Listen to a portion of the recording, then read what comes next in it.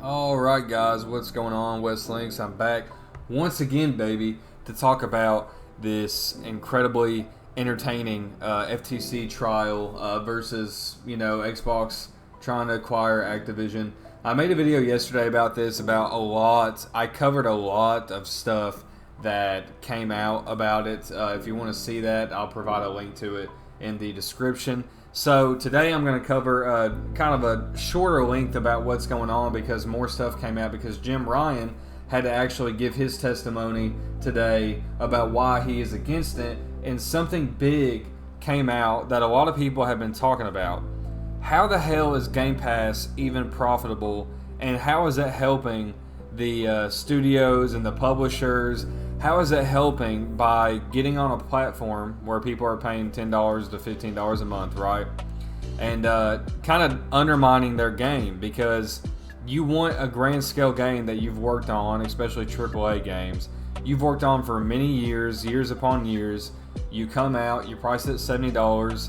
Someone pays the $70, and then boom, you got it on your console. And then you're more driven to actually play the game, continue, beat the game.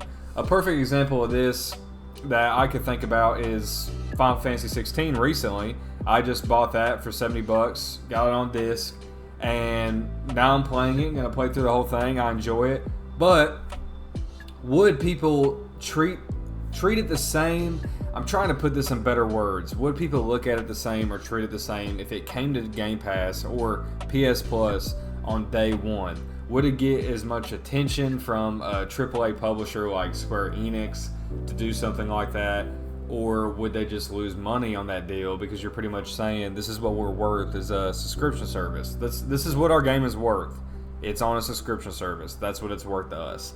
I think that's kind of what you have to think about this situation here. But anyway, I'm going to quit rambling. I'm going to get into what Jim Ryan, the CEO of PlayStation, said today. And this is taken from IGN. They have some quotes that he gave out today that's like circling the freaking internet, taking Twitter by storm. But this is what he said. I talked to all the publishers and they unanimously do not like Game Pass because it is value destructive. And he said this during his testimony today. And that's kind of what I covered in the first part of my ramble there. Is it seems like it does undermine the value of these games. I don't know what it is. Now you can go in the comments and call me a dumbass, call me an idiot, but I don't know what it is. When I get on Game Pass and I download a game, for some reason I never finish it, and I know that's just a me problem. I understand that, because a lot of people get on Game Pass and they finish these games, but if it's a day and date, it's on Game Pass game from a big publisher or developer or whatever, I don't know what it is. I don't continue with that game, or I fall off of it because maybe I'm underappreciating the value of it. Because in my head, I'm like, oh, that's where they valued it at, is the price of Game Pass. That's what they value their game as. But we haven't gotten like super big AAA games to release on there that are like kind of pertaining to my interests. So that also could be it. So I just don't want to fire on all cylinders against like Game Pass. I'm not trying to hate on it. Although I am hating on it. I do want to see what you all think about that. I don't know what it is, but it does seem to do that. So I do agree with him there for that. I know everyone might not agree with that, but I do. But anyway, he goes on to say the Game Pass business model appears to have some challenges, and Microsoft appears to be losing a lot of money on it. And it says right here that IGN has actually reached out to Microsoft for a comment on this. This is just getting insane, like the hitting back and forth on each other and what he's claiming right here. Now he has to talk about this stuff. Otherwise, they would have never spoke about this if it hadn't come to this. So now they're just going back and forth on each other right here. But it does say that Phil Spencer has been transparent about Game Pass's profitability, and he said it wasn't burning cash, or the service wasn't burning cash, and that it was very, very sustainable. But of course he's going to say that, though. Why would he say the opposite? People are not going to want to put their games on Game Pass if he's sitting there saying the opposite. And what I thought is really interesting, too, and I didn't know this, I'll show this on the screen here. Take-Two's CEO, Strauss Zelnick, is one video game executive who remains unconvinced by Game Pass. Now this, if you don't know Take-Two, this is who owns Rockstar, trickles down to Red Dead Redemption, Grand Theft Auto, one of the biggest companies. The CEO is not backing up Game Pass. One of the biggest companies. And think about it. Red Dead was on Game Pass and so was GTA 5 and they pulled them very quickly. So there's got to be a reason for that.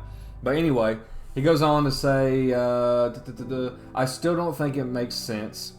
And I believe that it's now becoming obvious that it doesn't make sense. It's just a lost opportunity for the publisher. So I wouldn't want to speak for my friend Phil Spencer, but our views remain unchanged. Holy shit. Even he doesn't believe in Game Pass. I mean, that is big coming from him. I mean, it really is. I don't want to undermine his value on that situation there. And that's why they don't participate in Game Pass, obviously. I do agree with what Jim Ryan is saying here. And like I've said in my previous video, I'm not trying to take sides here. I don't want to come off as the fanboy of each, but I'm just going to give my opinion on this stuff, right? I think that he is saying this to help him, obviously, and to help PlayStation, but I don't think he's coming from a place that's nonsense, a place that doesn't make sense. A game on Game Pass does undermine the value. I don't see why they would go as low as to putting it on a subscription service. Now, this makes sense for indie titles and other titles that they're okay with doing. Like, I understand that. You want your game to get out there, you put it day and date on Game Pass, and people say, oh, look at this game that came out. I have Game Pass, I might as well download it. That's the stuff that I do. That's why I'm a member of Game Pass. A lot of the other games on Game Pass, I have already played. I have already beat these games and played it. There's no reason for me to download it again, and they don't have enough exclusives as a system or as a console as it is for me to go on there all the time and download their games. I mean, what Gears of War, Halo, they don't have enough to where it's just them day and day. And of course, I'm showing Starfield gameplay because this is coming to Game Pass day one. And I've been talking about this with my friends and people in the community. This game is one of the biggest games ever to come out, and it is coming to Game Pass day one. I'm sorry, that just doesn't sit right with me. If Bethesda really wanted to not undermine the value of this, they'd be charging the $70, which they are charging $70. But why would someone buy this for $70 when you can get a trial of Game Pass and play it? And that's my point, and that's why that's a perfect example. You can get a trial of Game Pass. You can get Game Pass super cheap on the internet, on websites, and then play this game for 2 months for $5 when they could have made $70. And that's what Jim Ryan is talking about here. But let me know if you all agree. Let me know what you think about this situation. I'm going to talk about more of this to come out because, like I said, it is super entertaining. It gets me fired up. I just love this for the gaming industry. I don't know. It's just fun. But anyway, let me know your all's comments on this and what you think, and I'll see you later. Peace out.